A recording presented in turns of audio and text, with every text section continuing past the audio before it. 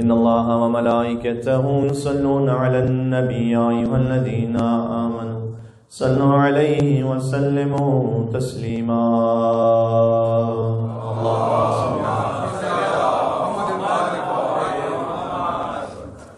أعوذ بالله من الشيطان الرجيم. بسم الله الرحمن الرحيم. نحمدك اللهم يا من نور قلوبنا بأنوار المحبة العلوية وأكمل لنا ديننا بالولاية المرتضوية وأتم نعمته علينا بالهداية الحيدرية، ونصلي ونسلم على الخاتم لما سبق والفاتح لمن غلق والمعلن الحق بالحق حبيبك وحبيبنا بالقاسم المصطفى محمد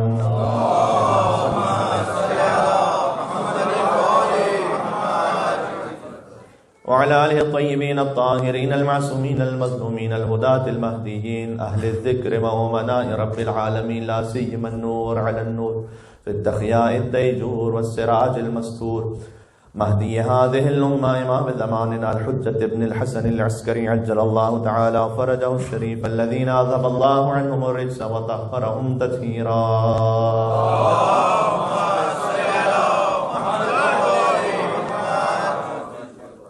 ولعنة الله على من لم يقر بولايتهم أو قاس غيرهم بهم أبد الآبدين ودهر الطاهرين. مرحوم کی سال ثواب کے لیے دعا امام زمان علیہ السلام. بسم اللہ الرحمن الرحیم. اللهم كن لوليك الحجة ابن الحسن صلواتك عليه وعلى آبائه في هذه الساعة وفي كل ساعة وليا وحافظا وقائدا وناصرا ودليلا وعينا حتى تسكنه أرضك طوعا وتمتعه فيها طويلا.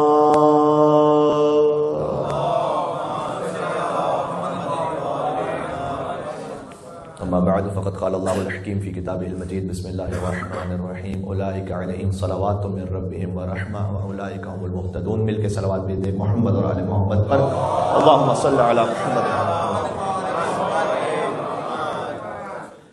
اس مجلس ایصال ثواب میں سورہ بقرہ کی ایک آیت کی ہم نے تلاوت کا شرف حاصل کیا ہے کہ ہمیں یقین ہے کہ اس سے قبل کی جو آیات کے ساتھ اس کا کنٹینیوشن اور تسلسل ہے وہ اگر سامعین میں سے یاد نہ ہو کسی کو تو کم از کم آشنا ضرور ہے سب ان آیات سے. تمہید کے طور پر میں بات عرض کروں، قرآن کریم میں دو مختلف مقامات پر آئے درود ہیں کہ جہاں اللہ سبحانہ وتعالیٰ نے کہا ہے کہ خدا کسی پر درود اور سلام بھیج رہا ہے. ایک سب جانتے ہیں سورہ احزاب کے آیت نمبر 56، سورہ احزاب سورہ نمبر 33 آیت نمبر 56، سورہ احزاب ہی میں آیت تطہیر ہے، سورہ نمبر 33 آیت نمبر 33. وہ جو آیت درود ہے وہ اسپیسیفک ہے رسول اللہ سے اور احادیث کے مطابق ان کی آل سے. سورہ احزاب کا آیت نمبر 56 تبرکن میں پڑھ دیتا ہوں، آپ میرے ساتھ پڑھیے گا. ان اللہ وملائکتہ یصلون علی النبی یا ایھا الذین آمنوا صلوا علیہ وسلموا تسلیما. اللهم صل علی محمد وعلی محمد. امام موسیٰ کاظم علیہ السلام کی ایک بہت لطیف حدیث ہے. امام نے فرمایا اللہم صل علی محمد وعلی محمد.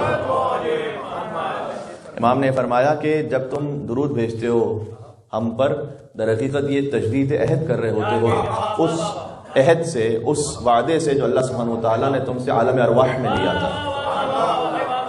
عالم ارواح میں قرآن کریم میں عالم ارواح کا ذکر موجود ہے. ہمیں یاد نہیں تو اس کا مطلب یہ نہیں ہے کہ وہ ہوا نہیں تھا، کیونکہ قرآن میں اس کا ذکر موجود ہے. ہم میں سے کسی کو بھی یاد نہیں کہ ہم شکم مادر میں تھے، لیکن تھے یقیناً. تو کسی چیز کا یاد نہ ہونا اس بات کی دلیل نہیں کہ وہ ہوا نہیں تھا. اسی لیے وحی پروردگار کی ضرورت ہے کہ وہ چیزیں جو ہمیں یاد نہیں ہے یا ہماری معلومات سے باہر ہیں، ہم اپنی عقل سے اس کو نہیں سمجھ سکتے، تو وحی کی ضرورت ہوتی ہے اس کو ایکسپلین کرنے کے لیے. تو قرآن کریم میں اللہ سبحانہ وتعالیٰ نے عالم ارواح کا، عالم ذر کا ذکر کیا ہے، اور وہاں اللہ سبحانہ وتعالیٰ نے کہا کہ تم یاد کرو اس موقع کو. اللہ نے کہا اس طرح سے کہ تم یاد کرو اس موقع کو کہ جب ہم نے تمہاری ارواح سے عہد لیا تھا کہ تم اللہ کے سوا کسی کی عبادت نہیں کرو گے. اور پھر احادیث میں آگے بیان کیا گیا کہ حضور نے کہا کہ اللہ سبحانہ و تعالیٰ نے اپنی وحدانیت کے بعد میری رسالت کا عہد لیا تمام ارواح سے, اور پھر امیر المومنین کی ولایت کا عہد لیا تمام ارواح سے. یہ احادیث میں موجود ہے. یا علی, اسی وقت امام نے فرمایا کہ چونکہ حضرت ابراہیم علیہ السلام نے اس عہد کو یعنی امیر المومنین کی ولایت کے عہد کو فوراً قبول کر لیا, لہذا اللہ سبحانہ و تعالیٰ نے انہیں مقام خلت عطا فرمایا, اس لیے کہ وہ محمد اور آل محمد پر کثرت کے ساتھ درود بھیجا کرتے تھے. ابراہیم علیہ السلام کو مقام خلت اس لیے نصیب ہوا کہ وہ کثرت کے ساتھ محمد اور آل محمد پر درود بھیجتے تھے. ایک مل کے صلوات اور بھیجے گا محمد اور آل محمد پر. اللہم صلی علی محمد و آل محمد. جانا مجھے آگے ہے لیکن یہ تمہید ضروری ہے تاکہ اگلی آیت کی جو ہم بات کرنا چاہ رہے ہیں اس کی ذرا اہمیت واضح ہو جائے. تو امام موسیٰ کاظم علیہ السلام نے کہا کہ جب تم درود بھیجتے ہو تو در حقیقت جو عالم ارواح میں اللہ نے تم سے وعدہ لیا تھا اس وعدے کی وفا کر رہے ہوتے ہم پر درود بھیج کر اس دنیا میں. یعنی تم کہہ رہے ہوتے ہو کہ ہاں جو ہم نے وعدہ کیا تو اس وعدے پہ میں آج تک قائم ہوں کہ میں محمد اور آل محمد پر درود بھیج رہا ہوں. بات واضح ہو گئی. تو یہ آیت درود ہے سورہ احزاب میں جو اسپیسیفک ہے سرکار ختم مرتبت کے لیے, ان کی آل کے لیے.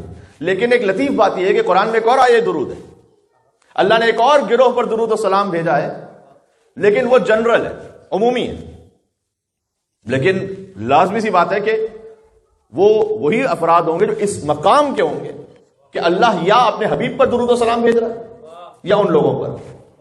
اس آیت کا ترجمہ اولئک علیہم صلوات من ربہم, صلوات کا لفظ اس آیت میں سورہ بقرہ کی آیت ہے, ابھی میں نے خطبے میں پڑھی. اولئک علیہم صلوات من ربہم, یہ وہ ہیں کہ جن پر اللہ کی جانب سے صلوات ہے, ہوا رحمہ اور اللہ کی رحمتیں ہیں, اور اولئک هم المہتدون, یہی خاص ہدایت یافتہ ہے. یہ کون سے لوگ ہیں؟ اس آیت سے دو آیتیں کہی وَلَنَبْلُوَنَّكُمْ بِشَيْءٍ مِّنَ الْخَوْفِ وَالْجُوعِ وَنَقْصٍ مِّنَ الْأَمْوَالِ وَالْأَنفُسِ وَالثَّمَرَاتِ وَبَشِّرِ الصَّابِرِينَ الَّذِينَ إِذَا أَصَابَتْهُم مُّصِيبَةٌ قَالُوا إِنَّا لِلَّهِ وَإِنَّا إِلَيْهِ رَاجِعُونَ أُولَٰئِكَ عَلَيْهِمْ صَلَوَاتٌ مِّن رَّبِّهِمْ وَرَحْمَةٌ وَأُولَٰئِكَ هُمُ الْمُهْتَدُونَ. بہت غور کیجیے گا. ہم یقیناً تمہیں ٹیسٹ کریں گے. وَلَنَبْلُوَنَّكُمْ, یہ جو لام ہے نا, نبلو ورب ہے, اسے معنی کمپلیٹ ہے. نبلوکم یا نبلونکم, وی ول ٹیسٹ یو. لیکن وَلَنَبْلُوَنَّكُمْ لام جہاں کہیں آ جائے اس کا مطلب ہے حتمی ہے, یہ بات کوئی شک نہ کرنا. سورہ عصر سب کو یاد ہے, پہلی آیت میرے ساتھ پڑھیے گا. بسم اللہ الرحمن الرحیم. ان الانسان لا فی خسر, یہ وہی لا ہے. یقیناً انسان نقصان میں ہے الا الذین آمنوا. اس سورہ کا ٹون بڑا خوبصورت ہے. یعنی سورہ میں اللہ سبحانہ وتعالیٰ نے فرمایا کہ بائی ڈیفالٹ تم نقصان میں ہو, اسٹارٹ تم خسارے سے کر رہے ہو. کیوں؟ اس لیے کہ تمہاری زندگی ویسٹ ہو رہی ہے. الا الذین آمنوا, مگر یہ کہ اپنے آپ کو ایمان میں لے کر آئے. یعنی سارے انسان نقصان میں ہیں الا الذین آمنوا وعملوا الصالحات وتواصوا بالحق وتواصوا بالصبر. یہ بھی چار باتیں ہوں. ایمان لے کر آؤ, عمل صالح ہو, صبر کرو, حق کی تلقین کرو. حق بولنا, خاص طور پر جہاں حق اور باطل ہو سامنے, ہم وی کانٹ بی نیوٹرل. حق اور باطل میں نیوٹرل رہنے والا باطل کا ساتھ دے رہا ہے. بات ہو رہی ہے, یہ نہیں ہو سکتا. مل کے صلوات ایک بیٹے محمد اور آل محمد پر. اللہم صلی علی محمد و آل محمد.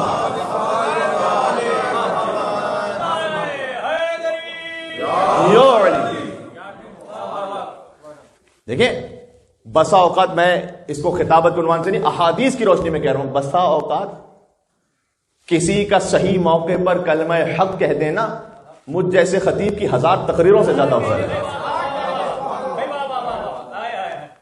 صحیح, بہت ضروری ہے. تو اس لیے کہا ایمان اور عمل صالح ہو گئے. عمل صالح پہ رکی نہیں بات. وتواصوا بالحق وتواصوا بالصبر, حق کا الگ سے ذکر کیا. حق کی تلقین کرو, صبر کی تاکید کرو. اس لیے کہ جب حق کے راستے پہ چلو گے تو مشکل ہوگی, تو صبر کرنا پڑے گا. صبر کا مطلب ہاتھ پر ہاتھ رکھ کے بیٹھنا نہیں, صبر کا مطلب استقامت دکھانا ہے. ٹھیک ہے, میں مشکلات کے لیے حاضر ہوں, استقامت دکھانا ہے. بات واضح ہو رہی ہے. اچھا ذرا غور کیجیے گا. تو ان الانسان لفی خسر, یقیناً انسان نقصان میں. یہ لام, ان الانسان لا یطغی ان رآہ استغنی, یقیناً انسان طغیان کرے گا, سرکشی. ان رآہ استغنی, جب وہ اپنے آپ کو خدا سے الگ بے نیاز سمجھنا شروع کر دے گا. جب وہ سمجھنا شروع کر دے گا کہ اب میرے پاس جو کچھ ہے بس میں کافی ہوں اپنے آپ کے لیے, چاہے زبان سے نہ کہے لیکن اس کا ایکشن یہ بتلا رہا ہوں, وہ پھر طغیان کرے گا, کہنے کی سرکشی کرے گا. تو جو لام ہے یہ میں ایک مثال دے رہا تھا آپ کو, ٹھیک ہے. وَلَنَبْلُوَنَّكُمْ. اچھا اس میں لطافت اور بھی عربی کے, وَلَنَبْلُوَكُمْ سے بھی بات کافی تھی، وَلَنَبْلُوَنَّكُمْ ایک نون اضافہ کیا گیا. اس کا مطلب ہے کہ یہاں پر آپ 3 مرتبہ یقیناً کا لفظ شامل کیجئے ترجمے میں. یقیناً یقیناً یقیناً. اس خاطر ہے کہ ہم کہتے ہیں قرآن کا حقیقی ترجمہ کسی زبان میں ممکن نہیں ہے. اب عربی زبان میں ایک بات وہ جو فقط جو ایک لام ہے اور ایک نون جس پر تشدید ہے اس میں ہے. لوگ کہتے ہیں قرآن کا ایک ایک لفظ موجود ہے، ایک ایک لفظ چھوڑ دیجئے، ایک ایک حرف، اس حرف پر ایک ایک حرکت. یہ لَنَبْلُوَنَّكُمْ ہے تو بات الگ ہے، لِنَبْلُوَكُمْ ہوتا بات بالکل دوسری ہوتی. لام پر اگر زیر ہوتا تو ٹھیک ہے نا. اب یقین فرمائیے. تو وَلَنَبْلُوَنَّكُمْ نون پر جو تشدید ہے، تشدید کا مطلب ہے کہ 2 نون ہے، 2 نون ملا کر ایک نون بنا ہے نا، تشدید کا یہ مطلب ہے. تو 2 نون کا مطلب الگ سے 2 مرتبہ پھر سے تاکید ہے. تو کتنی مرتبہ ہو گیا؟ 3 مرتبہ. یقیناً ایک لام والا یقیناً، 2 نون والا یقیناً. یقیناً یقیناً یقیناً نبلونکم، ہم تمہارا امتحان تو لیں گے. آئے درود کو ذہن میں رکھیے گا، جانا وہاں تک ہے. یقیناً یقیناً یقیناً تمہارا امتحان لیں گے. یعنی یہ نہیں ہو سکتا کہ کوئی یہ ایکسپیکٹ کرے کہ میرا کوئی امتحان ہونے ہی نہیں والا. نہج البلاغہ سے آپ کو سنا رہا ہوں. ایک شخص تھا مولا کائنات کے سامنے دعا کر رہا تھا، اللہم انی اعوذ بک من الفتن. فتن بھی امتحان کو کہتے ہیں. صحیح؟ امتحان کے لیے خود عربی زبان میں فتنے کا لفظ بھی امتحان کے لیے بھی آیا ہے. مطلب انما اموالکم اولادکم فتنہ، یقیناً تمہارا مال اور تمہاری اولاد فتنہ ہے. فتنہ والا فساد والا نہیں ہے. اولاد ہر ایک چاہتا ہے، مال ہر ایک چاہتا ہے، تو کیا فتنہ ہے پھر؟ فتنہ کا مطلب امتحان ہے، یہ ٹیسٹ ہے تمہارا. صحیح. فتنہ ایک تھیسس تھا، کسی طالب علم نے ایران میں لکھا تھا کہ قرآن میں لفظ فتنہ یا اس کے روٹ ورڈز میں سے کتنے الفاظ ہیں کہ جو پورے قرآن میں یوز ہوئے ہیں. ایک لفظ فتنہ قرآن میں 11 میننگز میں یوز ہوا ہے، الگ الگ جگہ. پھر قرآن میں امتحان کا لفظ بھی ہے، سورہ ممتحنہ تو خود قرآن میں موجود ہے. 2 جگہ امتحان کا لفظ قرآن میں. تمحیص کا لفظ قرآن میں. تمحیص کا مطلب ہے کہ ہم ٹیسٹ کر کے الگ الگ کر دیتے ہیں لوگوں کو، حق ایک طرف باطل ایک طرف. ٹھیک ہے. اور خود بلا کا لفظ بلا امتحان کا لفظ ہے. تو اس نے دعا کیا مانگی؟ اللہم انی اعوذ بک من الفتن. مولا علی کے سامنے دعا مانگ رہا ہے، اے پروردگار تو مجھے امتحان سے بچا لے. مولا نے کہا کہ اس دعا کو مانگنے کا کوئی فائدہ نہیں ہے. تو سمجھا اس لیے کہ یہ دعا پوری نہیں ہونے والی، امتحان تو ہوگا. کہ دعا یہ مانگو اللہم انی اعوذ بک من مضلات الفتن، پروردگار تو مجھے امتحان کی گمراہیوں سے بچا. یہ نہیں ہو سکتا کہ امتحان نہیں ہو. کیا بات پہنچ رہی ہے؟ نام امیر المومنین حیدر کرار علی ابن ابی طالب علیہ السلام. مل کے صلوات بھیج دیں محمد اور آل محمد. اللہم صل علی.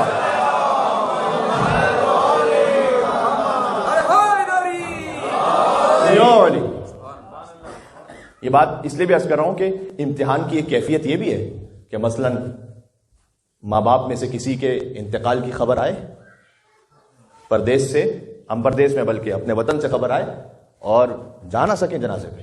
ایک سخت کیفیت ہے نا. اور کتنے ہی مومنین تھے جو گزشتہ 1-1.5 سال میں اس کیفیت سے گزرے. حیدرآبادی کمیونٹی سے بھی، پاکستان کی کمیونٹی سے بھی بہت سارے مومنین تھے جو اس مشکل سے گزرے. تو ایک امتحان ہے.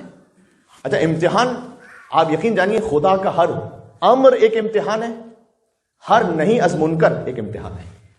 ہر چیز اللہ تعالیٰ کسی کا امتحان لیتا ہے شکل و صورت سے.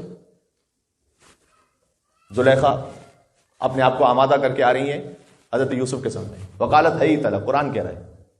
زلیخا کہہ رہی کہ I am ready for you. اتنا اوپن قرآن ہدایت کی کتاب ہے لیکن کتنا اوپن اللہ نے بات کی. قالت ہے طلب، I am available for you. قال معاذ اللہ. یوسف نے کہا میں پناہ چاہتا ہوں اللہ کی اس بات سے کہ میں اپنی شکل و صورت کی وجہ سے کسی گناہ میں مبتلا.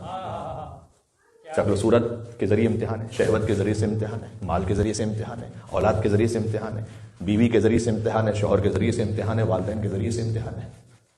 بات ہو رہی ہے. بعض لوگ سمجھتے ہیں کہ بیوی امتحان ہی امتحان ہے. کچھ لوگوں کی شکل ایسی تو میں نے کہا جملہ کہہ دوں یہ خطیب کو شکلیں پڑھنے آنا چاہیے.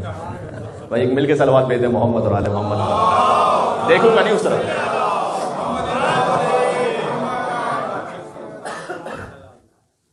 کیونکہ جب ممبر سے بیان کیا جا رہا ہو تو جس پہ بیت رہی ہوتی ہے اس کی شکل پہ آ جاتا ہے. تو ہر مولا علی نے کہا یہ نہیں ہو سکتا کہ تم یہ دعا کرو کہ امتحان نہ ہو، یہ دعا قبول ہی نہیں ہونے والی. یہ ایسا ہی ہے کہ جیسے کوئی ایگزامینیشن ہال میں پہنچے ہو کہ اے اللہ میرا کوئی امتحان نہ ہو. پھر اللہ نے بھیجا یہاں پر کس لیے؟ ٹھیک ہے. یہ کہو کہ پروردگار اللہم انی اعوذ بک من مضلات الفتن، میں امتحان کی گمراہی سے بچ جاؤں. یہ دعا مانگو. ہاں بعض احادیث کا مفہوم یہ ہے کہ یہ دعا نہ مانگو کہ پروردگار تو مجھے کبھی بھی کسی کا محتاج نہ کر. آپ زندگی گزار سکتے ہیں بغیر کسی اور کے، کبھی ایسا ہو نہیں سکتا. صحیح ہے.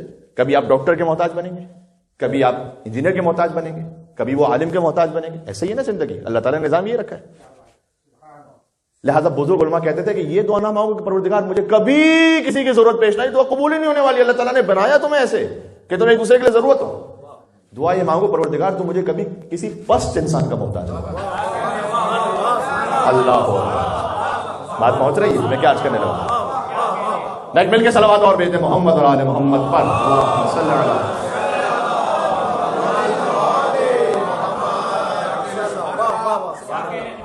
محتاج تو بنو گے تم. ہاں یہ تو فرسٹ انسان کا محتاج نہ بنا، جو کمزور ہو، جس میں لیاقت نہ ہو، اس کا محتاج نہ بنا دینا بس.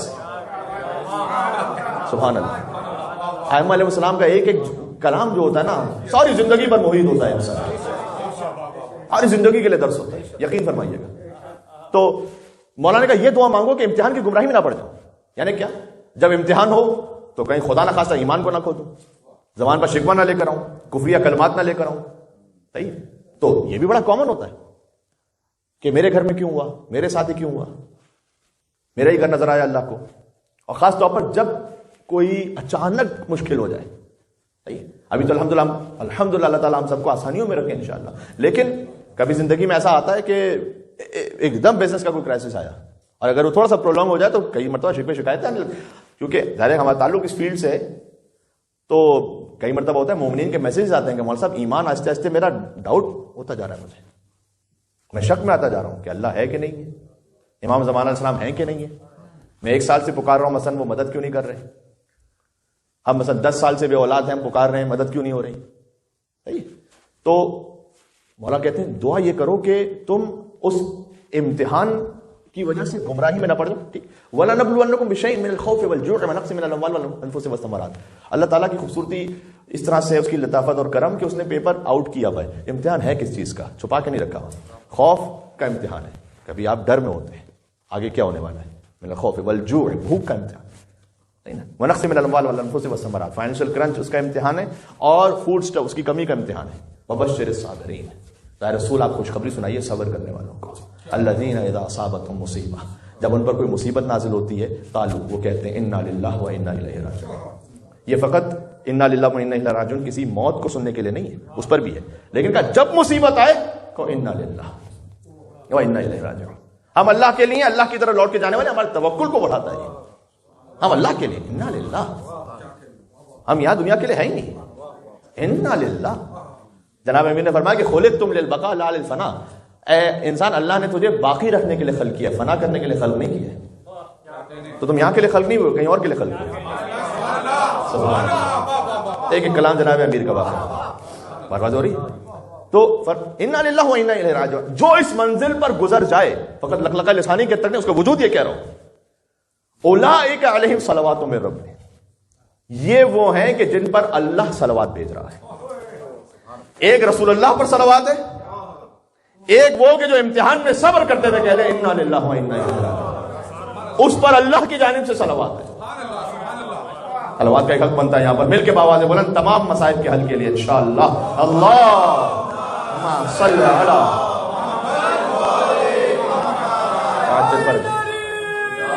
یا علی اولئک علیہم صلوات من ربہم ورحمہ. اور رحمت ہے اللہ کی. اولئک هم المهتدون. یہ خاص ہدایت یافتہ ہے. اب دیکھیں اس میں بہت گفتگو ہے، کم از کم یہ 4-5 مجالس کا تو موضوع آرام سے. اللہ تعالیٰ پھر امتحان لیتا کیوں ہے؟ یعنی جب کہ اللہ کو نہیں معلوم، اللہ سبحانہ و تعالیٰ کو نہیں معلوم. وہ تو آج بھی اگر کوئی ایکسپیرینس ٹیچر ہے نا، وہ 2-3 کلاسز میں سمجھ جاتا ہے کہ کتنا پانی میں اسٹوڈنٹ میرا. ایک ایران میں ایک صاحب تھے کہ جو ڈرائیونگ انسٹرکٹر تھے، بلکہ پھر بعد میں وہ انویجیلیٹر تھے، یعنی چیک کرتے تھے، لائسنس دیتے تھے. تو وہ یہ کہتے تھے کہ ابھی کوئی ڈرائیور آ کے بیٹھتا ہے سیٹ پر، اس کی باڈی لینگویج سے مجھے سمجھ میں آ جاتا ہے اس کو لائسنس ملے گا یا نہیں ملے گا. تو انسان کو سمجھ میں آتا تو اللہ تعالیٰ کو نہیں سمجھ میں آتا؟ پھر اللہ تعالیٰ چیک کیوں کر رہا ہے؟ کیوں امتحان لے رہا ہے؟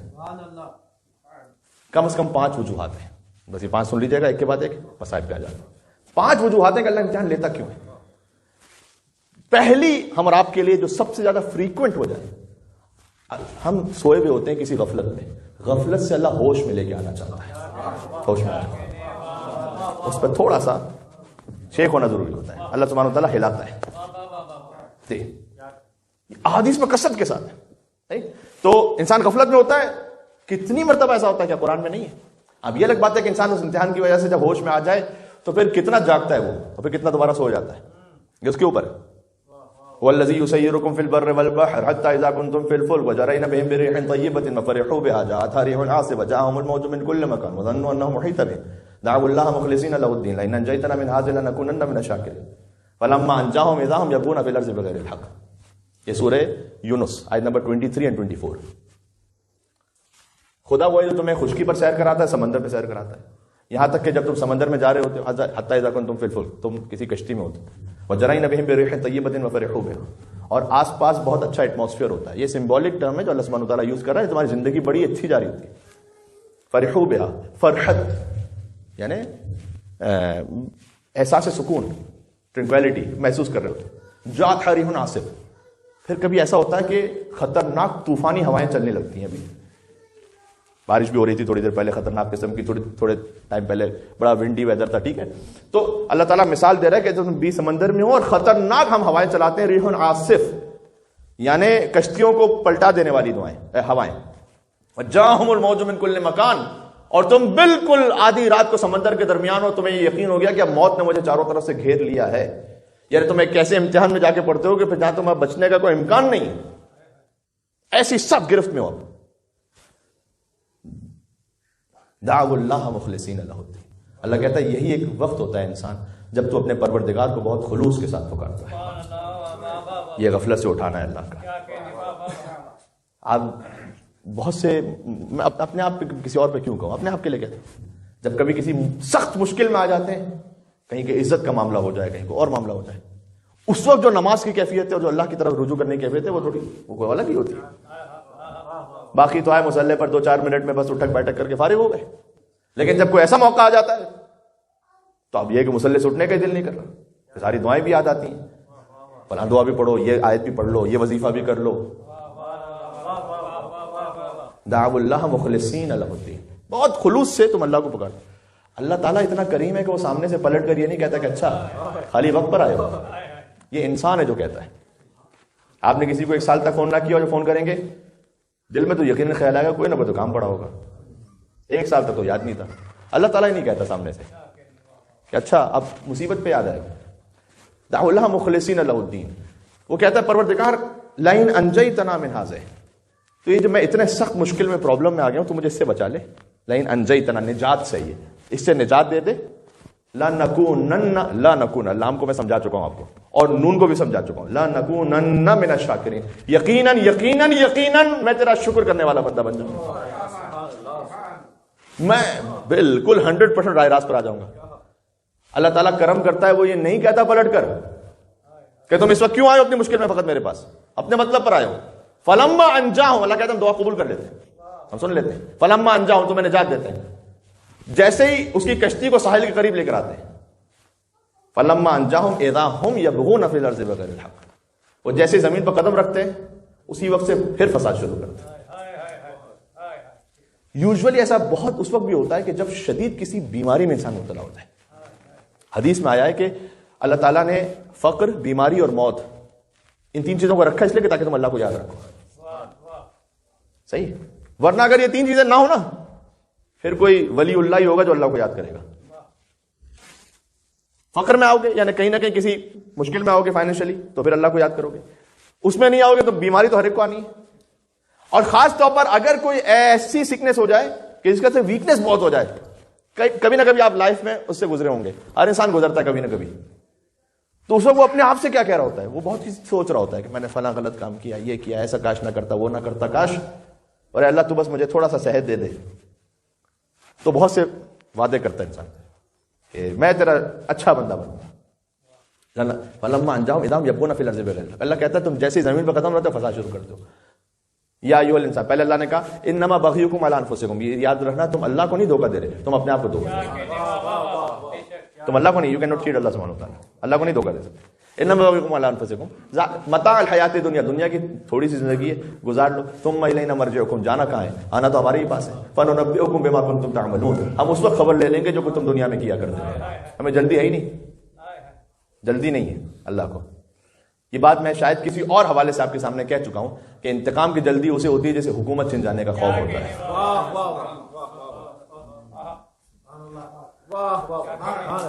بات تو یہی ہے. جس سے اپنی پاور ختم ہونے کا خوف ہوتا ہے وہ کہتا ہے جو کرنا ہے ایک دو دن میں آج نمٹا دو، نہیں پتا کل کیا ہوگا. اللہ تعالیٰ کو کیا پاور چھن جانے کا خوف ہے. ولا يمكن الفرار من حکومتک. دعائے کو امیر المومنین، پروردگار میں جاؤں گا کہاں؟ تیری حکومت سے فرار ممکن ہی نہیں. پھر کہنا ہے گو ممکن ہی نہیں. ولا يمكن الفرار من حکومتک. اللہ کہتا ہے جاؤ، کہاں جاؤ گے؟ جانا کہاں ہے؟ یہ اس کا بھی جواب ہے. لوگ یہ کہتے ہیں کہ امیر المومنین کا حق غصب کیا گیا تو مولا نے فوراً کیوں نہیں چھین لی، تلوار کیوں نہیں نکالی؟ انتقام لینے کی جلدی اسے ہوتی ہے جیسے اپنی طاقت و پاور کے چھن جانے کا خوف ہوتا ہے. بھائی آپ سے سوال ہے، آپ پوچھ رہے ہیں امیر المومنین نے فوراً تلوار کیوں نہیں نکالی؟ فرعون نے جب خدائی کا دعویٰ کیا اللہ نے فوراً کیوں نہیں کر کیا؟ فوراً اللہ سزا دیتا نہیں، وہ تو حکومت کرتا رہا. یہ تو اللہ پر اشکال آ جائے گا کہ اللہ تعالیٰ فوراً کیوں نہیں پکڑتا، اس لیے کہ اللہ کو پکڑنے کی جلدی نہیں ہے. انما نملی لهم لیزدادوا اسما، اللہ نے قرآن میں کہا ہے ہم مہلت اس لیے دیتے ہیں تاکہ تمہارے گناہ پورے کھل کے آ جائیں سامنے. ہائے ہائے ہائے کاش بات پہنچ سکے. بھائی اللہ تعالیٰ اگر فرعون کو پہلے دن پکڑ لے تو اس کے گناہ کہاں سامنے آئیں گے؟ صدام کو پہلے دن پکڑ لے تو اس کے گناہ کہاں سامنے آئیں گے؟ اس کا فساد کہاں سامنے آئے گا؟ اگر مولا علی پہلے ہی دن انہیں فنار کر دیتے خباثت کہاں پوری کھل کے سامنے آتی؟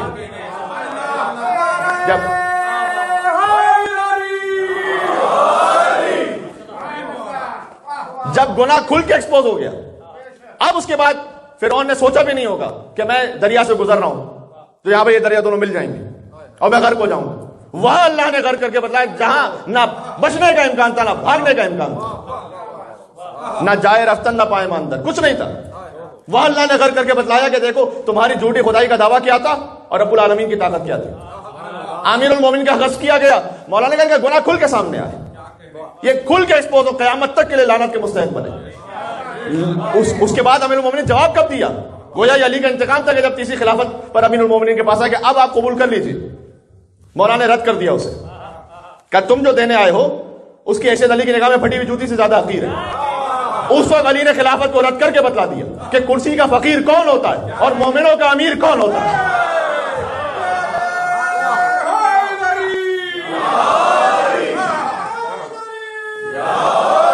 علی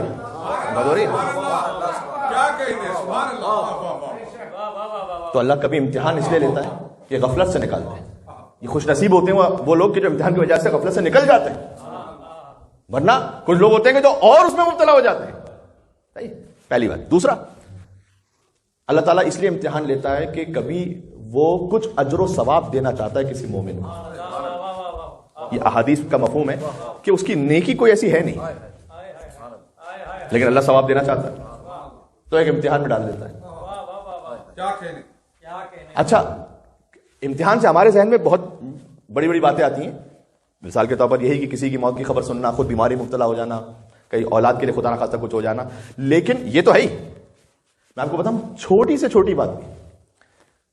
ایک حدیث میں نے پڑھا، مجھے بڑا لطف آیا. آپ کے ساتھ بھی کبھی نہ کبھی ہوا ہوگا اور یہ بار بار ہوتا رہتا ہوگا. کوئی ایسی ضروری چیز، مثلا موبائل ہے، مثلا پاسپورٹ ہے، مثلا کوئی آپ کے آفس کی کوئی ایسی وہ گم ہو گئی، آپ ڈھونڈ رہے ہیں، وقت پہ مل نہیں رہی، ہوتا نہیں ہوتا، اور ایک دم ٹینشن ہو گیا. حدیث میں آیا ہے کہ اللہ اس لیے مبتلا کرتا ہے کہ یہ جو 2-3 لمحے تمہارے دل میں جو یہ ٹینشن آ گیا، ایک مصیبت آ گئی اور تم گھبرا گئے، لیکن زبان پر کوئی کفریہ لفظ نہیں آیا. اللہ تعالیٰ اس 2 لمحوں کی تکلیف کی وجہ سے کچھ خاص گناہوں کو معاف کر دیتا ہے جو مومن نے کیے.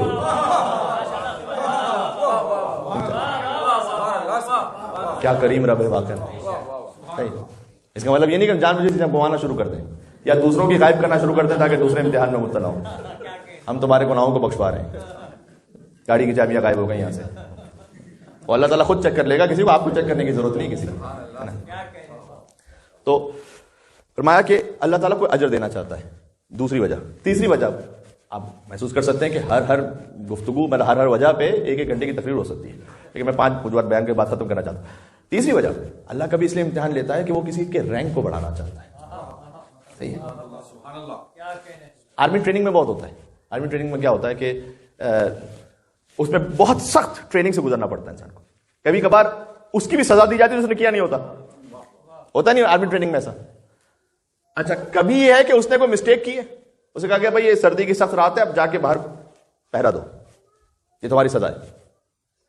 کبھی کسی کو سزا اس لیے دی جاتی ہے کہ سزا نہیں دی جا رہی در حقیقت, اس کا کوئی رینک بڑھنا ہے آگے. ٹریننگ سے گزرو, تم نے غلط کوئی کام نہیں کیا, لیکن جب اس پورے پروسیس سے گزرو گے تب جا کے وہ بنو گے. صحیح بھائی, ہوتا ہے نا میجر ہے, کرنل ہے, لیفٹیننٹ جنرل ہے, I don't know Indian army میں کوئی سانس جو رینکس ہوتے ہیں, تم جب اس پروسیس سے گزرو گے تب جا کے بنو گے وہاں. تیسری بھی ایک وجہ ہوتی ہے, میں اس لیے سنا رہا ہوں کہ آپ کو حدیث سنانا چاہتا ہوں. تیسری بھی ایک وجہ ہوتی ہے کسی سخت ٹریننگ کی.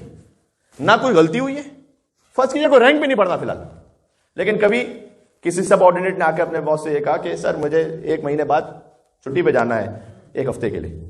کہا اچھا, یہ 1 ہفتے تک یہ سخت کام کرو گے تب وہ چھٹی ملے گی. صحیح ہے. 3 وجوہات ہو سکتی ہیں. مولا نے فرمایا ان البلا, جو امتحان ہے, للظالم ادب وللمؤمن امتحان وللاولیاء درجہ. جب کسی میں مصیبت 3 الگ الگ لوگوں پر الگ الگ طرح سے آتی ہے. جب مصیبت آتی ہے ظالم کے لیے سزا ہوتی ہے, ہائے ہائے, مومن کے لیے امتحان ہوتی ہے, اولیاء کے لیے درجہ ہوتا ہے. یہ امتحان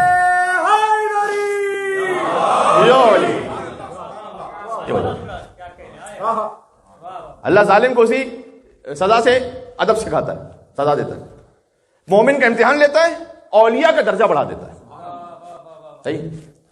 3 وجوہات ہو گئی. چوتھی وجہ, اللہ تعالیٰ امتحان 22 مرتبہ اس لیے لیتا ہے کہ وہ خود انسان کو یہ بتانا چاہتا ہے کہ تم اپنے مقام کو چیک کرو کہ تمہارا اللہ سے در حقیقت رابطہ کتنا مضبوط ہے. اگر ہم اپنے آپ کو بہت فنے خان سمجھ رہے ہوتے 0 بٹا 0 ہے. 2 امتحان آئے تو فارغ فیل ہو. میں کہیں اور کیوں جاؤں.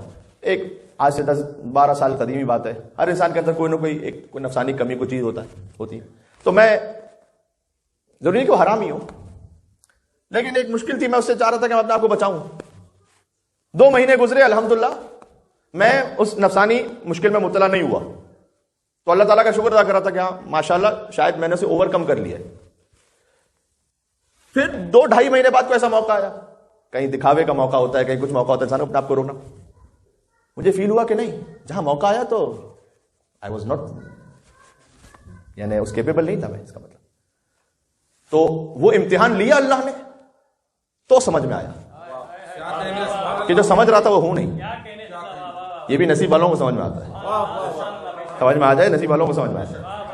تو اللہ کبھی کسی کو سمجھانا چاہتا ہے کہ دیکھو تم اپنے آپ کو چیک کرو, جو تم سمجھ رہے ہو وہ ہو نہیں. تم 5ویں منزل آتی کہ اللہ امتحان اس لیے لیتا ہے کہ اللہ نے قرآن میں کہا ہے لیمحص اللہ, اللہ ڈیوائڈ کر دیتا ہے حق والے کس طرف ہے, باطل والے کس طرف ہے. جب امتحان آئے گا تبھی تو ڈیوائڈ ہوں گے. اور اس میں یاد رکھیے گا یار, میں وقت ہے میں جنگ جمل سے ایک جملہ سنا ہوں.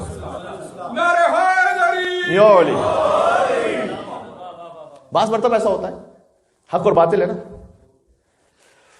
کبھی کبھار آپ کو بڑی بڑی شخصیات نظر آئیں گی ایک طرف, تو یو ول فیل کہ یار یہ کیسے غلط ہو سکتا ہے, یہ تو غلط نہیں ہو سکتا نا.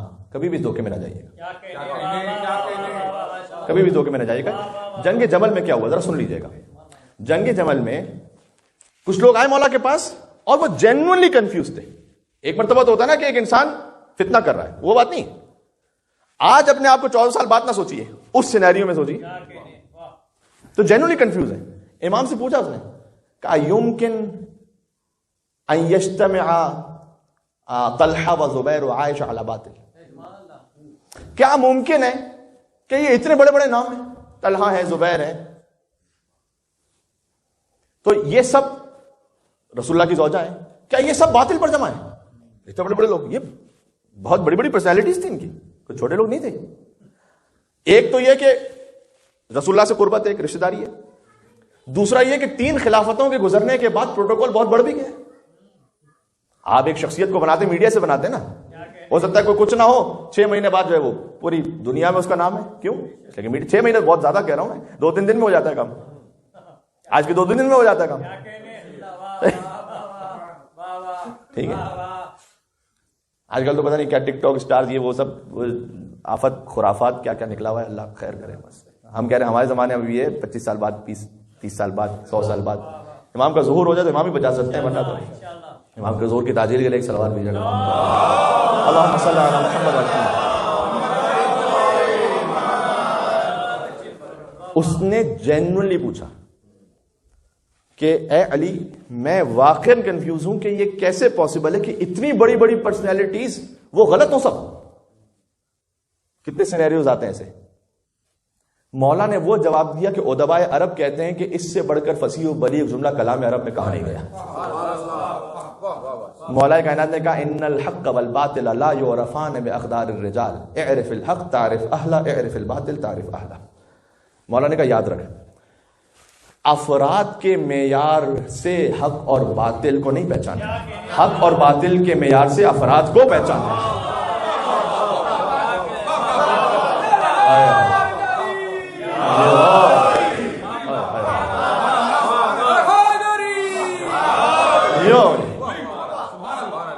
یہ بات پہنچ رہی ہے, صدیوں پر محیط ہے علی بن ابی طالب کا یہ ایک جملہ. پوری طرح مل کے صلوات اور بھیج دیں محمد اور آل محمد.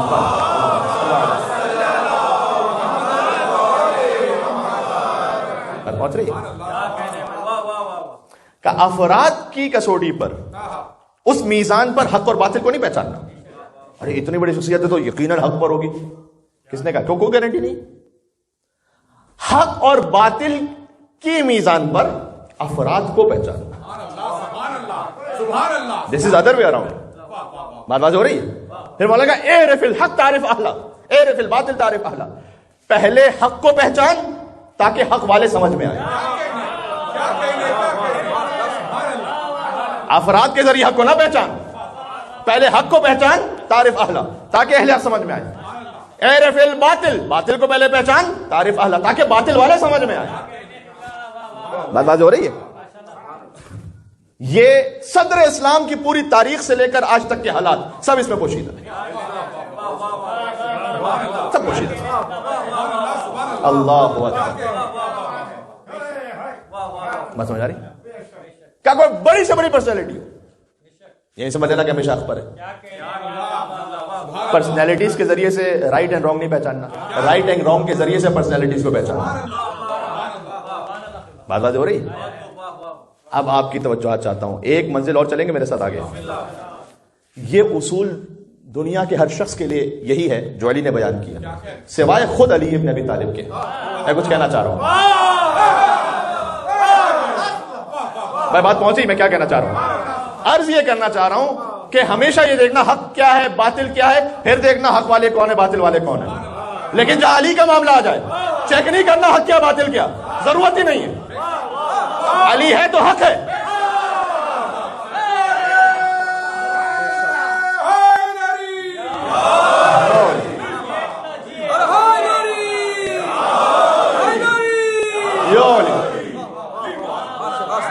یا اللہ,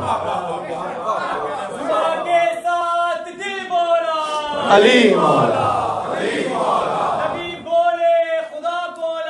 علی مولا, علی مولا,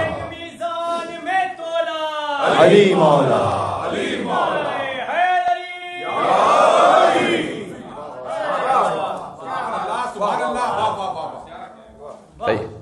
دنیا کی ہر شخصیت کے لیے پہلے چیک کرو حق کیا ہے باطل کیا ہے, پھر سمجھ میں آئے گا, سوائے علی بن ابی طالب. اس لیے کہ صرف علی ہیں تاریخ میں جن کے لیے رسول اللہ نے دعا مانگ لی تھی, علی مع الحق والحق مع علی. علی ہمیشہ حق کے ساتھ, حق ہمیشہ علی کے ساتھ, اور دعا مانگتے گا اللہم ادر الحق حیث ما دار. علی کو جانے کی ضرورت نہیں کہ جہاں حق جا رہا ہے, حق وہاں آئے گا جہاں علی ابن ابی طالب جا رہا ہے.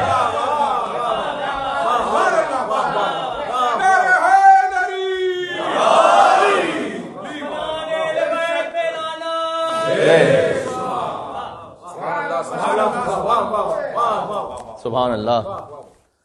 عبداللہ ابن مسعود سے غالباً روایت ہے کہ وہ کہتے ہیں کہ میں دیکھ رہا تھا کہ اہدنا الصراط المستقیم حضور پڑھے تھے مسجد میں, سیدھی راہ پر ثابت قدم رکھا. تو خلیفہ بولوں نے آگے بڑھ کے پوچھ لیا کہ صراط مستقیم کیا ہے, کیا اس سے مراد قرآن ہے؟ حضور نے کہا کہ یہاں اس آیت میں صراط مستقیم تو قرآن تو ہے یقیناً, اس میں تو کوئی شک نہیں, لیکن جو مصداق رسول بیان کرنا چاہتا ہے. حتیٰ بعض تاریخوں میں تو یہ کہ انہوں نے یہ پوچھ لیا کہ انجیل ہے, توریت ہے, یہ ہے, وہ ہے, نہیں. اتنے میں امیر المومنین داخل ہوئے مسجد میں. اب آپ اگر کسی سے بات کریں کوئی داخل ہو تو آپ دیکھیں گے نا تھوڑی دیر اس کی طرف, تو انہوں نے دیکھا اور اس کے بعد رسول اللہ سے پھر پوچھا یا رسول اللہ بتائیے گا صراط مستقیم کیا ہے؟ انہوں نے کہا دیکھ بھی رہے اور پوچھ بھی رہے.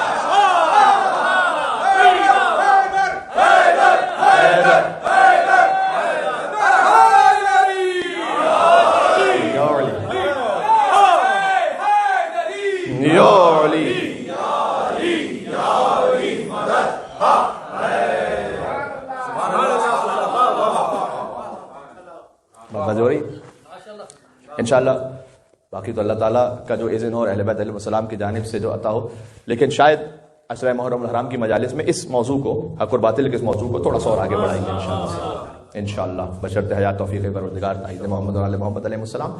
تو امتحان اللہ 5 چیزوں کی وجہ سے لیتا ہے. اسے اپنے علم کے لیے ضرورت نہیں ہے کہ وہ چیک کرے کہ ہم اور آپ کیسے ہیں. اللہ کبھی ہمیں غفلت سے بیدار کرنا چاہتا ہے, جوڑنا چاہتا ہے, پہلی وجہ. دوسری وجہ کوئی ثواب عطا کرنا چاہتا ہے. وہ نیکی ہے نہیں ایسی, لیکن وہ ثواب بھی دینا چاہتا ہے, کسی امتحان میں مبتلا کر دیتا ہے, اس پر صبر کرو کہ اللہ ثواب دے دے گا. کبھی رینک یعنی درجہ بڑھانا چاہتا ہے, ٹھیک. کبھی اللہ خود ہمیں اپنی حیثیت بتلانا چاہتا ہے. اور آخری جو جہاں کہا جاتا ہے کہ last but not the least, جو بہت اہم وجہ ہے, اللہ تعالیٰ حق والوں اور باطل والوں, اہل حق اہل باطل کو جدا کر دینا چاہتا ہے. کبھی کسی ایسی سچویشن میں مبتلا کر دیتا ہے, حق والے ایک طرف ہو جائے, باطل والے ایک طرف ہو جائے. امتحان آئے گا تو یہ سچویشن آئے گی, ورنہ پتہ نہیں چلے گا, ورنہ بہت سے لوگ چھپے رہیں گے. جب سچویشن آ جائے گی پتہ چل جائے گا حق والے کس طرح میں, باطل والے کس طرح.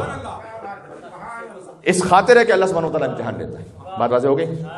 بس جان گرامی, مولا علی نے جو حکم فرمایا, دعا یہ نہ کرو کہ پروردگار تو مجھے امتحان میں مبتلا نہ کر. یہ ہوگا نہیں کبھی, امتحان تو آئیں گے زندگی میں, کہ پروردگار تو مجھے امتحان کی گمراہی میں مبتلا نہ کر. امتحان ہے تو گمراہ نہ ہو, صراط مستقیم پر ہوں, علی ابن ابی طالب علیہ السلام کی راہ پر. بس جو سب سے بڑی امتحان کی منزل ہے, جہاں ایک طرف ایبسولوٹ حق اور ایک طرف ایبسولوٹ باطل, وہ کربلا ہے. بدر کو یوم الفرقان کہا گیا کہ حق اور باطل میں فرق کر دے, اور ڈیسائسو یوم الفرقان وہ کربلا ہے. کربلا میں آپ ہسٹری دیکھیے گا, ایسے بھی سینیریوز ہیں کہ بیٹا ایک طرف, باپ ایک طرف. باپ یزید کے لشکر میں, بیٹا حسین کے لشکر میں. سینیریوز ہیں ایسے. استاد ایک طرف, شاگرد ایک طرف. یقین فرمائیے گا ایسے سینیریوز ہیں کہ امام حسین اسلام کے لشکر کے ایک صحابی ہیں, وہ جب جاتے ہیں مقتل میں, ان کے سامنے ایک شخص آیا, اس نے کہا کہ تم چلے جاؤ اس لیے کہ میں نے تم سے کوفہ میں قرآن پڑھا ہوا ہے, یعنی میں تمہارا اسٹوڈنٹ ہوں قرآن کا. تو اس نے سامنے پلٹ کے جواب دیا کہ جو قرآن کا استاد ہے اس سے کہہ رہو کہ جنگ نہیں لڑوں گا, اور جو قرآن ناطق ہے جس کے جد پہ قرآن نازل ہوا ہے, تو فیصلہ کن یوم الفرقان ہے کربلا, جہاں نہ کوئی رشتہ داری ہے, نہ کوئی استاد شاگرد, کچھ بھی نہیں ہے یہاں پر. یہاں پر یہ کہ حق کیا ہے, باطل کیا ہے. قبیلے کا ایک فرد اس طرف ہے, دوسرا فرد دوسری طرف ہے, بہت کامن ہے. ٹھیک ہے, اس کا مطلب کیا ہے کہ کسی خاص قبیلے سے ہونا, کسی جگہ سے نہ, کوئی گارنٹی نہیں. دیکھو یہ کہ حسین کی طرف یہ چیک کرو پہلے. سبحان اللہ. ہاں, کچھ کو توفیق ہو گئی, جو تھے یزید کے لشکر میں, آگے حسین کے لشکر میں. سب سے بڑی مثال تو حر علیہ السلام کی مثال ہے, ورنہ اور بھی مثالیں ہیں. ایسا نہیں کہ فقط حضرت حر کی مثال ہے, اور بھی کچھ لوگ آئے بعد میں آئے, لیکن حضرت حر کی مثال تو سب جانتے ہیں, اس لیے کہ وہ عظیم الشان مثال اس لیے کہ خود راستہ روکا اب عبداللہ حسین علیہ السلام کا. ثقلت کا ہو گیا, اور اے حر تیری ماں تیرے ماتم میں بیٹھے. امام حسین کیوں کسی کو اس کی ماں کے نام سے مخاطب کرتے جملہ کہیں گے, کیوں کہیں گے؟ امام حسین رحمت للعالمین کے نواسے ہیں, خلق عظیم کی منزل پر ہے. حسین جانتے تھے کہ جب میں اس کے سامنے اس کی ماں کا ذکر کروں گا تو اسے میری ماں فاطمہ زہرا یاد آئے گی. ہدایت کا ایک طریقہ تھا. تو فوراً اس نے فوراً لگام کو چھوڑ کے کہا کہ فرزند رسول, آپ کی ماں سیدۃ النساء العالمین ہے. اگر کسی اور نے مجھے کہیں راستے میں یہ جملہ کہا ہوتا تو میں ویسا ہی پلٹ کر اسے جواب دیتا، لیکن میں آپ سے یہ نہیں کہہ سکتا، اس لیے کہ آپ کی ماں بنت رسول سیدۃ النساء العالمین، میں نہیں کہہ سکتا۔ یہ کیا تھا؟ یہ امام حسین علیہ السلام نے اسے جھنجھوڑ دیا۔ نام ہے سیدہ کونین میں اتنی طاقت ہے عزیزوں، اتنی طاقت ہے۔ حر کا خود کا بیان ہے، مجھے مسائل میں آگے جانا ہے، لیکن میں اپنے آپ کے لیے کہہ رہا ہوں کہ سب سے بڑی مثال توبہ کر کے آنے والی حجت خدا کی طرح حضرت حر کی مثال ہے، ہم اور آپ کے لیے کہ جو ایک درس ہے بہت بڑا۔ تو حر جب پہنچا نا امام حسین علیہ السلام کے بعد، جب توبہ کر چکا تھا، تو کہتا ہے کہ اے فرزند رسول، جب میں چلا تھا اپنے گھر سے آپ کا راستہ روکنے کے لیے تو مجھے بڑا تعجب ہوتا تھا، اس لیے کہ مجھے میرے گھر سے آوازیں آتی تھیں کسی مستور کی، کسی بیوی کی، کہ اے حر تجھے جنت مبارک ہو، اے حر تجھے جنت مبارک ہو۔ تو میں دل میں سوچ رہا تھا کہ میں تو حسین کا راستہ روکنے کے لیے جا رہا ہوں، یہ کون بیوی ہے جو مجھے کہہ رہی ہے کہ جنت مبارک ہو، جنت ہو؟ یقین جانو محبت فاطمہ زہرا حر کو بچا گئے، فقط بیوی کی محبت آخر میں حر کو بچا گئے۔ یہ ضرور اپنے وجود کا حصہ بنا کے رکھنا اور امپلانٹ کرنا اپنے بچوں میں، ورنہ کچھ بھی نہیں عزیزوں، سب ختم ہو جائے گا۔ بس عزیزوں، تو کربلا میں جو جس مقام پر رتبے پر تھا اس نے اتنی ہی بڑی قربانی دی، پھر اصحاب نے، انصار نے قربانی دی، بنی ہاشم کے جوانوں نے قربانی دی۔ آئے آئے اون و محمد، یا اللہ ابھی عشرہ محرم آئے گا، ایک ایک قربانی کا ذکر انشاءاللہ دل میں محرم دستک دے رہا ہے آہستہ آہستہ۔ صحیح ہے، یہ امام حسین علیہ السلام کا کام ہے کہ جو کھینچ رہا ہوتا ہے اپنے طرف۔ آج جہاں کھڑے ہو جائیے، مومنین سے بات کیجئے، کوئی نہ کوئی محرم کی بات کر رہا ہوتا ہے، عشرہ محرم میں یہ ہے، یہاں ہے، ایسا ہے، فلاں جگہ مجلس ہے، فلاں جگہ اس طرح سے اہتمام ہے، تبرک ہے، نیاز ہے۔ یہ امام حسین کی محبت ہے۔ حضور نے کہا تھا نا کہ ان لقتل الحسین حرارہ فی قلوب المؤمنین لا تبرد ابدا، اللہ نے مومنین کے دلوں میں حسین کی شہادت کی وہ گرمی رکھی ہے جو کبھی ٹھنڈی نہیں ہوتی۔ یہ امام خود مولا حسین نے فرمایا انا قتیل العبرا، پتہ نہیں میں اس کا ترجمہ کر پاؤں نہ کر پاؤں، مجھے رولا رولا کر مارا گیا۔ آئے آئے، شہید تو بہت سے تاریخ میں، لیکن رولا رولا کر حسین کو مارا گیا۔ حسین کبھی اپنے پھول جیسے بھانجوں اون و محمد پر روئے، کبھی اپنے بھتیجے قاسم پر روئے، کبھی اپنے کڑی الجوان علی اکبر پر روئے، کبھی اپنے بھائی ابو الفضل عباس علیہ السلام پر روئے، اور کبھی 6 مہینے کی کمائی ابا عبداللہ الحسین 7 مرتبہ آگے بڑھے، 7 مرتبہ پیچھے ہٹے۔ یہاں علماء نے لکھا ہے کیونکہ حسین کے ہاتھ میں 57 برس کے حسین 6 مہینے کے علی اصغر کا لاشا ہے۔ حسین امام بھی ہے اور باپ بھی ہے۔ امامت کہہ رہی ہے خیمے کے اندر چلے جاؤ، باپ کی شفقت کہہ رہی ہے اگر ماں نے دیکھا تو سب نہ کر پائیں گی، لیکن حسین آگے بڑھے، خیام میں داخل ہوئے۔ شہزادہ علی اصغر کے لیے غیر مسلموں نے مرثیے کہے، فرینچ رائٹرز نے شہزادہ علی اکبر کے لیے مرثیے کہے، لیکن ایسا مرثیہ کسی نے نہیں کہا جو خود ان کی ماں ام رباب نے کہا ہے، یا بنیا مثلک ینحر، کیا تو جیسے بھی نہر ہوتے۔ اگر آپ عربی ادب کو، لغت کو سمجھ سکیں، نہر کا دیکھیں، ذبح کا لفظ نہیں ہے، حسین کے لیے ذبح کا لفظ ہے، علی اصغر کے لیے نہر کا لفظ ہے، اس لیے کہ ذبح بھیڑ بکری کو کیا جاتا ہے، نہر اونٹ کو کیا نیزہ مار کر، ایسے کہ جیسے شتر کو نہر کیا جاتا ہے، ویسے ہی علی اصغر کی گردن پر تیر لگا تھا۔ تھوڑا سا مجھے اور آگے پڑھ دیتے ہیں، کیونکہ ہمارے محترم سہیل بھائی، ان کے والد مرحوم کے لیے مجلس ایصال ثواب ہے، اللہ تعالیٰ ان کے درجات بلندتر فرمائے، انہیں صبر جمیل عطا فرمائے۔ امام حسین علیہ السلام کا غم ہی وہ ہے کہ جس سے صبر مل جاتا ہے۔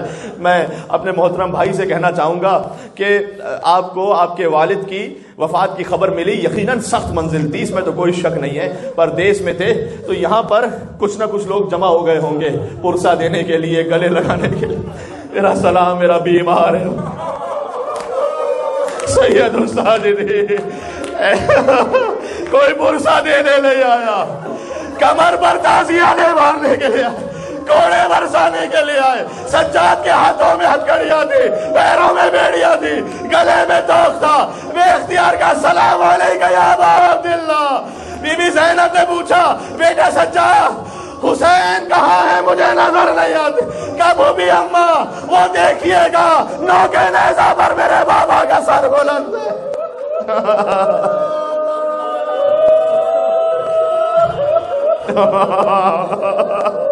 اللہ تعالیٰ مجھ اور آپ کے دل کو محرم کے لیے آمادہ فرما دے. ہم غم امام حسین کے لیے اپنے آپ کو طاہر کر لیں انشاءاللہ گریہ کر کے. فرش عذاب پر تشریف فرمائے. آخری جملہ کہنے لگا ہوں. ایسے تو بہت سے مومنین گزرے, میں نے کہا نا یہاں حیدرآبادی کمیونٹی میں بھی اور بھی مومنین کمیونٹیز میں, کہ جن کے والدین کی خبر آئی وہ یہاں تھے, نہیں پہنچ سکے پرسے کے لیے, تعزیت کے لیے, بلکہ جنازے میں شرکت کے لیے, قبر پہ نہیں جا سکے. لیکن کوئی ایسا بیٹا تو نہیں ہوگا کہ جس کے باپ کا لاشا موجود ہو, وہ خود جا رہا ہو شہر چھوڑ کر. آپ دوسرے شہر میں تھے خبر میں, لیکن ایک بیٹا کربلا میں تھا جس کے باپ کا لاشا سامنے, ابھی دفن نہیں ہوا لاشا, گھوڑوں کی ٹانگوں سے بابا لاشا. سجاد جا رہے تھے, لہذا مولا کا بدن کانپ رہا تھا, قریب تھا کہ روح پرواز کر جائے. ہمارے ہزاروں سلام ہو شریکۃ الحسین بی بی زینب سلام اللہ علیہا کو. سجاد کو بچانے والی بی بی زینب تھی. بی بی نے چلتے اونٹ سے اپنے آپ کو زمین کربلا پر گرا دیا.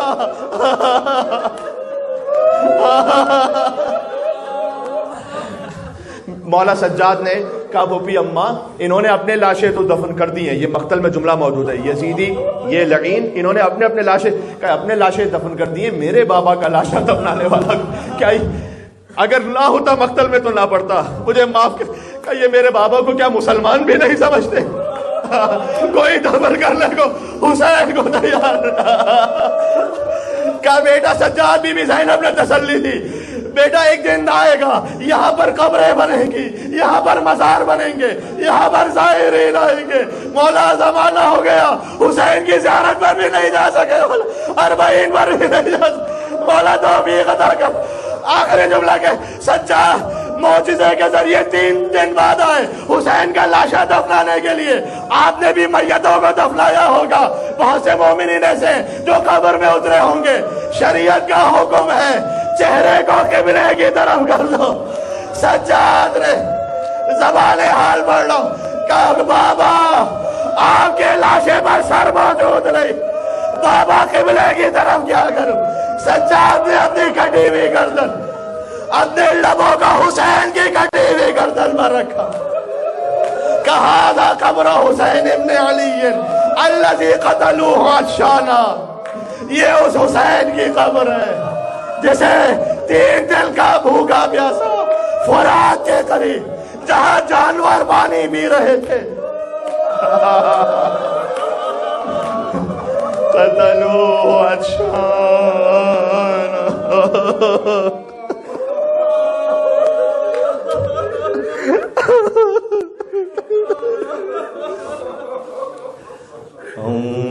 هذا قبر حسين بن علي الذي قتلوه عطشانا. آگے کا جملہ ہے, مجھے کبھی مصائب پڑھتے ہوئے آپ کو خود حیا آتی ہے کہ جملہ کیسے کہوں, اگر کہ جس کے لاشے کو ظالموں نے بے لباس کر دیا.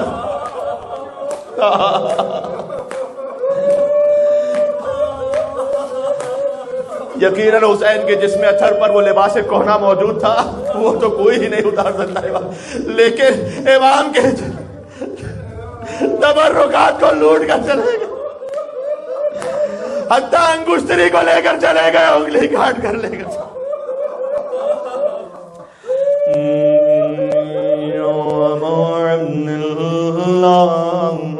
السلام علیکم یا ابا عبد اللہ وعلى الأرواح التي علت ببنائك.